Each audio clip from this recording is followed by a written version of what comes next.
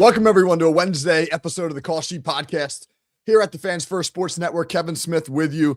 Really excited for today's show. Coming off of an event last night, I was coaching my son's youth basketball league team, 7th and 8th grade. So we're talking 13 and 14-year-olds. We were in a tournament, made it to the semifinals of a pretty big tournament here in our area. Ended up losing, but I could not have been prouder of the way that these young athletes performed.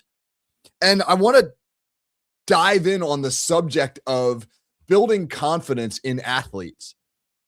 How important it is to get athletes, no matter whether they're younger athletes, like the guys I'm talking about right now, or professional athletes, the importance of confidence and what that can do to athletic performance is a really important subject.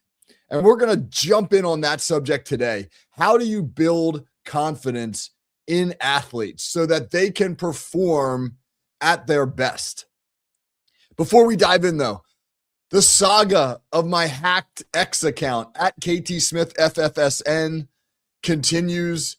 For those of you who follow me on X, you may have noticed you can't find me anymore. I've disappeared. And that is because, as I mentioned on Monday's show, somebody has hacked my account. If you're getting tweets from somebody who goes by X Rocketman XO on Twitter, that individual has hacked my account and eliminated me. He basically changed the password, changed the email, blocked me, took it over, took all the followers, got rid of everybody I was following. And so far, X has been completely unresponsive. Mr. Musk, Elon, if you're listening, my man, help me out. Help me out. Both me and FFSN have inundated X with emails. There's no human being that you can talk to at Twitter or at most major corporations these days. You just can't get in touch with a live, living, breathing human being to talk to. So I've had to do all of this electronically. Zero response so far from Twitter. I mean, is this not theft of intellectual property? Maybe I'm naive. I don't know. It feels like it. How do you just steal somebody's stuff like this? I don't know. So we continue to hammer away at that. But anyway, if you follow me on X and you haven't seen anything from me lately, that's the reason why. We will continue to work at that. So, okay, let me set the stage for you. Last night, again, I've been coaching my son's youth basketball team all year long. I'll describe the team for you. We're a bunch of hardworking 7th and 8th graders, predominantly 8th graders. Not the most talented team in the world, but very coachable, good kids, man. I mean, I can tell them to do anything and they're gonna do it. But we're not particularly big, we're not particularly fast. We've got some very good basketball players. We were in a league of about a dozen teams. We won the league championship, which was great. But we went into this tournament that started about 2 weeks ago of a lot of bigger teams, meaning teams from bigger towns, bigger areas. We're pulling from a town of about 10,000 people. We're in a tournament now. Our opponent last night is a town of about 50,000 people. Obviously a lot bigger, pulling from a much more diverse demographic area. And it's a team, and they were physically so much bigger than us. They had two kids who were 6 foot plus on the team. And again, we're talking about predominantly 8th graders. They had a kid who's about 6 foot and 220 pounds, built like a young Charles Barkley. And they had a kid who's about 6'3" and a fantastic basketball player. I mean, I look at his parents who are very, very big. I think this kid's going to grow to around 6'7", somewhere in that neighborhood. He's on track to be a Division I basketball player. He's probably the best player in the area. And we had to devise a strategy. How do we handle this team? We'd gotten to the semifinals. We were very proud of the fact we'd gotten that far. Probably won a game or two along the way that, maybe where we weren't the best team, but we just scrapped and were able to get there. And ultimately, we ended up losing last night, but it was a heck of a basketball game. It was a great game in a crowded and very loud gym. It's funny, 30 years as a football coach, a couple observations about the difference between coaching football and coaching basketball. With football, you are removed from the crowd. I mean, there's a barrier, like you have the track, and then you've got this buffer zone on the sideline. You got a group of cheerleaders. You got a wall of players. A typical football team in high school, there's 60, 70 kids. So you got this wall of players and this physical distance that separates you from the crowd. And now, though, while it is loud, it doesn't feel as loud as when you're in a tiny gym and the crowd is right on you and everybody's screaming. As a coach in basketball, I absolutely have to elevate my voice way more than I do in football. And, it's more chaotic in that sense. But on the flip side, after coaching football for so long, where there are 22 bodies on the field, and you have to schematically orchestrate what goes on with 22 bodies, and you've got to see it during a game. You have to see what's happening, which can be tough with that many bodies on a field that's 100 yards by 53. When you reduce that down to just 10 players in a basketball game on a tiny court, it's a lot easier to see what's happening. I'm not saying it's easier to be a basketball coach. Please don't misunderstand me there. I'm not saying that at all. I'm just saying that after all of those years coaching football, being on a smaller playing surface with far less actual players allows you to see what's happening in a way that's just harder in football. So going into last night's game, I understood that our guys were not going to feel real confident, right? We were going to look at that other team, and you have to understand, this is true at all levels. I've talked to professional athletes who have told me, I've asked them, like, do you ever get intimidated? And I've had them tell me, like, hell yeah, I get intimidated. Right? I spoke to one of the Steelers a couple years ago, and when he was coaching at Bucknell University, and he had come into our high school to recruit one of our players. And he coached in he played in the Super Bowl. Darnell Stapleton, starting offensive lineman for the Steelers when they won Super Bowl 43. I said to him, do you get nervous? You ever get intimidated? And he said, hell yeah. He said, hell yeah. He said, when you play the Patriots and you look across the field and there's Tom Brady, you get intimidated, which I thought was fascinating. As you can imagine, 13 and 14-year-olds, when they look across the field or the court and they see kids who are much bigger and look much more physical and athletic, they get intimidated. And so I knew going into the game last night, hey, we're the eye test. I mean, if you're picking the game based on the eye test, you're not picking us. And our guys are aware of that. How do we build their confidence? And we only had one practice to prepare, and we didn't really spend a whole lot of time on X's and O's. We spent time on toughness.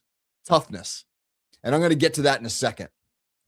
And ultimately we lost last night, but it was a hell of a game. We ended up losing by 5.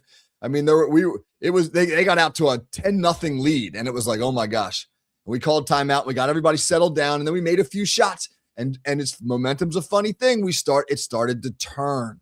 You could see that our guys building confidence. And we ended up losing by 5. We were winning in the fourth quarter. They had a good closing stretch. Super proud of our young guys. So how do you do it? How do you build confidence in young athletes or in athletes in general? Let's talk about some strategies, right? I think one thing you do is you stress effort over outcomes. You always stress maximum effort.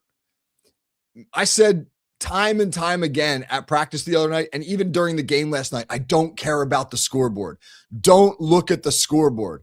I said that when we were down 10-0. I said that when we came back and took the lead. Forget the scoreboard. Keep playing as hard as you can. If you stress effort over outcome, it allows individuals, athletes, to focus on the moment. It allows them to focus on what's happening right then. If I just give my best effort on every play, what else can you ask for? I can't let the momentum affect my effort. It happens all the time. That's really what momentum does. Momentum causes athletes on one side or the other to be carried by emotion. And emotion can sometimes take you out of your game. You play too high or you play too low. When you don't worry about the scoreboard and you just focus on your effort, you are less susceptible to those waves of emotion that often happen in games, which isn't to say you shouldn't be emotional, right? You want to be fired up and play passionately, but emotion can't carry the day. All of those movies where the coach gives this like great hype speech, this great pregame speech, and everybody goes bursting out of the locker room. They're all fired up. You know how long that emotion actually lasts in an athletic contest? I'm going to say like 3 minutes. It lasts a couple of minutes. And then it comes down to the basics. In football, can you block and tackle? Right? I mean, in basketball, can you execute your offense and defense? Can you make shots? Can you get stops? Execution matters more than emotion. How do you get great execution? Focus on the effort. Here's another one. Confidence stems from competence. I'll say that again. Confidence stems from competence. And so feeling prepared, feeling competent is huge for athletes. I've been watching this series, Mad Men. Great series. I'd never seen it before. I know it's an older series. I just had never watched it. And it's now running on HBO. So I got into it and I love it. And if you ever saw Mad Men, there's a character, Peggy. She starts out as a secretary and then she eventually gets elevated to talent. She becomes an ad person, right? She becomes a part of their creative team. And there's a scene in there where a priest is nervous about, I call it a sermon. I wasn't raised in a Catholic church. I don't know what they call it in the Catholic church, but in the church I was raised in, it was the sermon. He's nervous about delivering his sermon. And he says to her, you've been in front of big corporations and had to make pitches, that involve multi-millions of dollars. How do you not feel nervous? How do you do it? And her answer was great. She said, well, I make sure I'm prepared because when I feel prepared, I feel confident and then I'm not nervous. Confidence breeds competence. And so prepare your athletes, man. Make sure your athletes know their job, know their assignment, know what's expected of them, are trained in the skills to execute the tasks or assignments that you give them. And when they feel prepared, they can execute as confident athletes. Here's another way that you build confidence in athletes: constant feedback. As a coach, you have to constantly be giving feedback to your athletes. You have to constantly be assessing them, whether it's positive, I don't want to say negative, let's say constructive. When you're giving constructive criticism, that is feedback. That is important. I see it all the time and I'm baffled by it.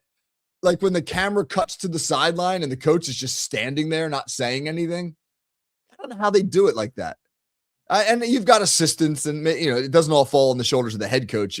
At higher levels, you've got an army of assistants who are probably, carrying out a lot of these tasks. But as a coach, I just believe if I'm not giving you feedback, somebody, in football, I got 11 guys. In basketball, I got 5. There's always somebody or some situation that I can be providing feedback for, because I think that constant feedback does 2 things. One, obviously, it lets athletes know what they're doing well or what they're not doing well. And it's really important to point out both. I will yell constantly during a game, like, move your feet. Right. Or like get on the ground for a loose ball, whatever it might be. But hey, you got to give the opposite as well.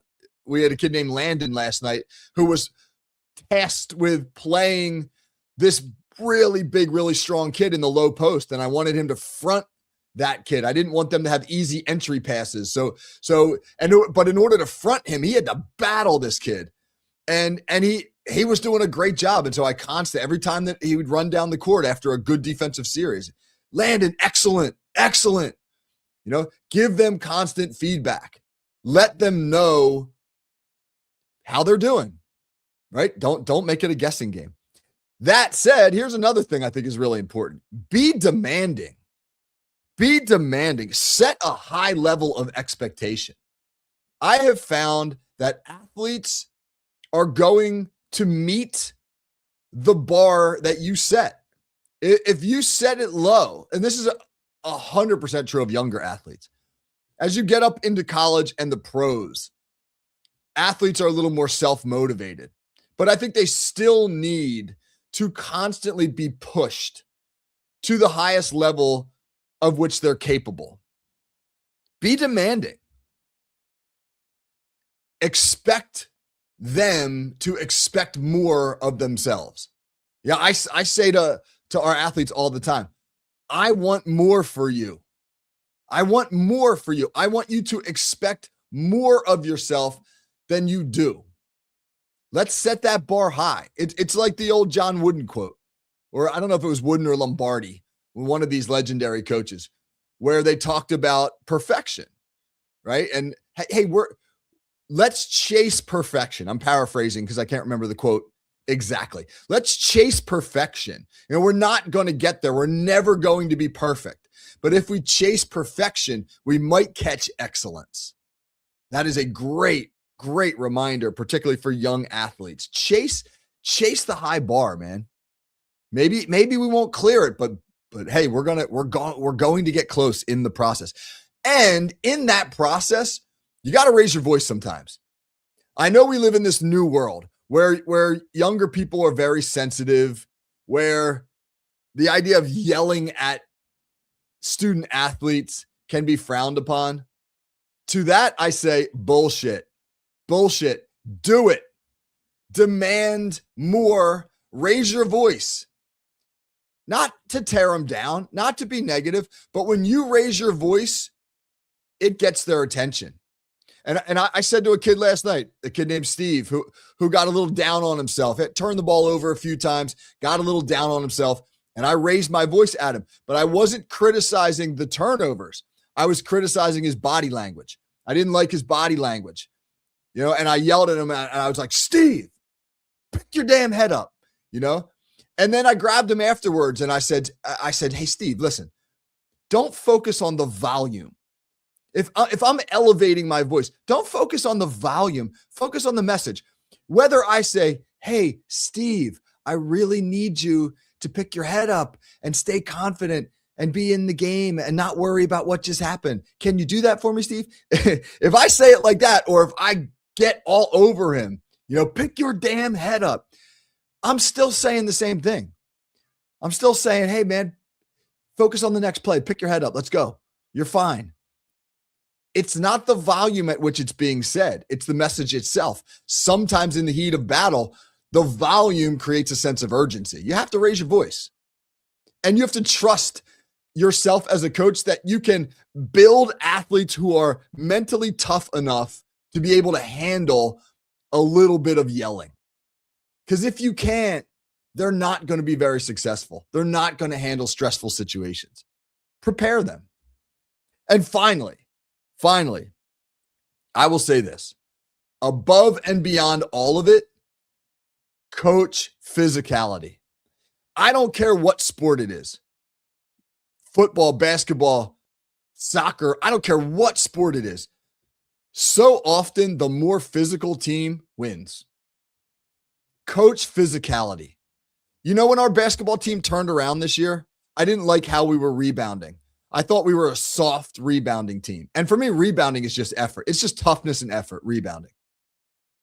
And we started doing these drills in practice where we were just fighting for loose balls.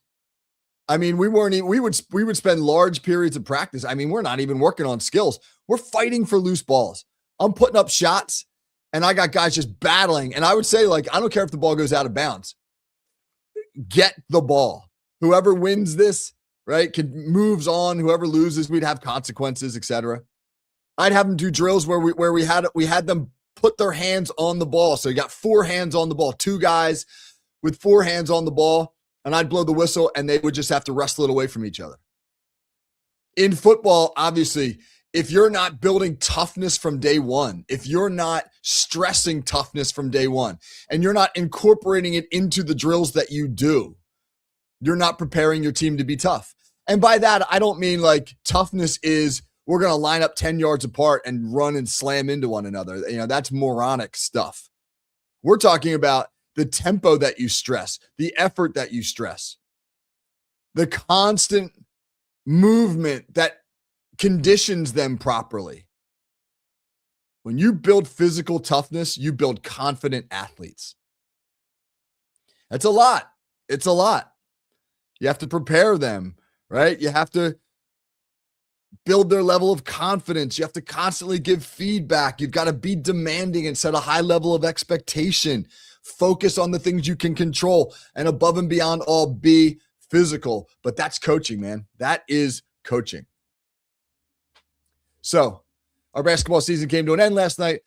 Incredibly proud of that group for everything that they accomplished this year. And I'd like to think that as predominantly 8th graders, my son is a 7th grader. He's the only 7th grader really in our starting lineup. So he'll be back to play in 8th grade. But all these other guys that are moving on to high school, I would hope that they're going to take a little bit of what they learned this year with them, and they're going to be ready to battle and be tough and be confident as high school athletes. And I don't care whether you're coaching 2nd and 3rd graders or pros. It remains true. A confident athlete is a competent athlete. All right, that's our show. Join me on Friday. Great show on Friday. My brother-in-law, it's going to be a family affair. My brother-in-law, Ted Hedberg, who is about to embark on a trip to Everest. He is a world-class mountain climber. He has climbed some of the bigger peaks all over the planet, and he is going to Everest. He's not going to try to summit it. He's going to go to one of the base camps, but his partner is going to try to summit. We're going to talk about mental toughness on our Friday Hot Route conversation. The mental toughness it takes to be a world-class mountain climber, which is mind-boggling. When you listen to Ted talk about the things that he goes through, the physical training, and then the physical exertion that takes place during a big climb, you're going to be blown away. And we're going to talk about building mental toughness in athletes, kind of piggybacking on today's conversation a little bit with my brother-in-law, who is one of the toughest athletes I've ever encountered. Don't want to miss that show. Join me then. Until then, hope everybody has a great day.